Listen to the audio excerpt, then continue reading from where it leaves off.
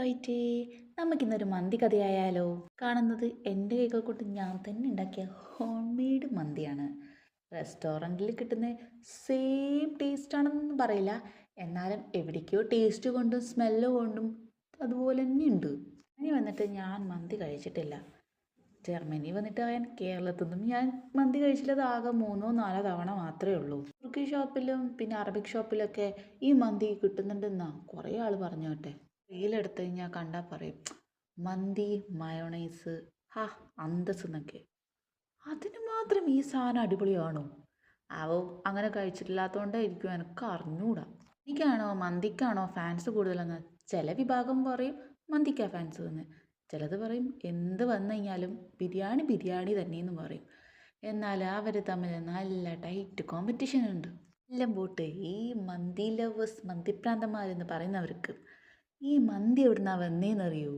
ഞാൻ പറഞ്ഞുതരാം.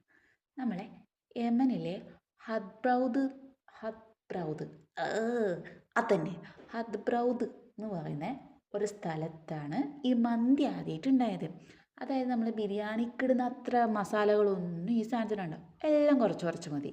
അത് അറബിക് വേർഡിൽ മുന്തി എന്ന് പറയുന്ന സ്ഥാനത്തുനിന്ന്, അതായത് മുന്തി എന്ന് പറയുന്ന ആ വാക്കുന്നാണ് ഈ മന്തി ഉണ്ടായത്. മന്തി മന്തി ആടിയില്ല കുറേ കച്ചവടക്കാരെല്ലാം ഇതെല്ലാം കഴിച്ച് പിന്നെ ഈ അറബ് ഇതുണ്ടല്ലോ UAE, ഒമാൻ, ഖത്തർ അങ്ങനെയുള്ള സ്ഥലത്തെല്ലാം ഈ വ്യാപാരത്തിന് പോകുമല്ലോ. അപ്പോൾ ഇവരാടത്തേക്ക് കൊണ്ടുപോയി.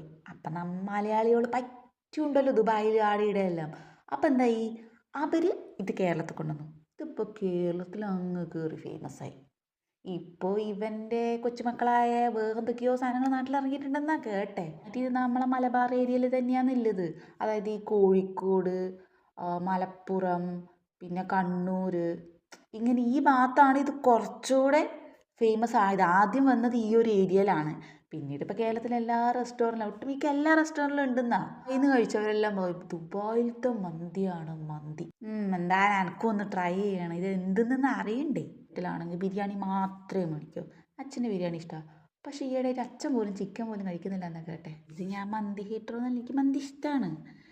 ഇപ്പം ഞാൻ തന്നെ ഉണ്ടാക്കിയപ്പോഴാണ് എനിക്ക് മനസ്സിലായത് ബിരിയാണി ഉണ്ടാക്കുന്ന അത്ര പണിയൊന്നുമില്ല ഈ സാധനം ഉണ്ടാക്കാൻ. കാണുമ്പോൾ വലിയ എന്തോ പ്രൊസീജിയറായിട്ട് തോന്നുമെങ്കിലും ഇതെല്ലാം എളുപ്പമാണ്. ബിരിയാണി ആക്കുമ്പോൾ കുറേ അരിയണം, ഇതാക്കണം, പിന്നെ മസാല പൊടിയെല്ലാം അധികം വേണം. ഇവിടെയെല്ലാം മുളക് പൊടിയൊക്കെ കിട്ടാൻ കുറച്ച് പണിയുണ്ട്. കിട്ടുന്നുണ്ടെങ്കിൽ തന്നെ നല്ല പൈസ കൊടുക്കണം. അപ്പം നമുക്ക് ഇതൊക്കെ തന്നെയല്ലേ നല്ലത്. പിന്നെ മാഗി ക്യൂബ് അത് വേണ്ടവർക്ക് ഞാൻ പറയാം. മാഗി ക്യൂബ് റവയിൽ കിട്ടും. 99 സെൻറ്റിനെങ്ങാനും 10 ചെറിയ ക്യൂബുകളായിട്ട് കിട്ടും. വേണമെൻ്റെ മേടിച്ചോ, നമ്മുടെ റവയിലുണ്ട് ഈ സാധനം.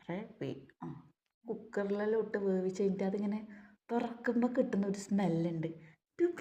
എന്ത് രസമറിയോ? ആ സ്മെല്ല് കിട്ടുമ്പോൾ മനസ്സിലാവും സാധനം സെറ്റായിട്ടുണ്ട് എന്ന്. പിന്നെ ചിക്കൻ വേണമെങ്കിൽ നമുക്ക് ആദ്യം തന്നെ ഇതാക്കിയെടുക്കാം, ആദ്യം തന്നെ വേവിച്ചെടുക്കാം. ഇതിപ്പോൾ ഞാൻ പൊരിച്ചിട്ട് പിന്നെ ഒന്നും കൂടി ഓവനിൽ വെച്ചിട്ട് ആ ഒരു മുരിമുരിപ്പ് കിട്ടാൻ വേണ്ടിയിട്ട് ചട്നിയും മയോണൈസും ഈ ചിക്കനും റൈസൊക്കെ കൂട്ടി കഴിക്കുമ്പോൾ അടിപൊളിയാണ്. എന്തായാലും നിങ്ങളൊക്കെ ഒന്ന് ട്രൈ ചെയ്ത് നോക്കണം. സംഭവം കിടുവാന്നേ. അപ്പം ഇന്നത്തേക്ക് അത്രയേ ഉള്ളൂ. ചൂസ്.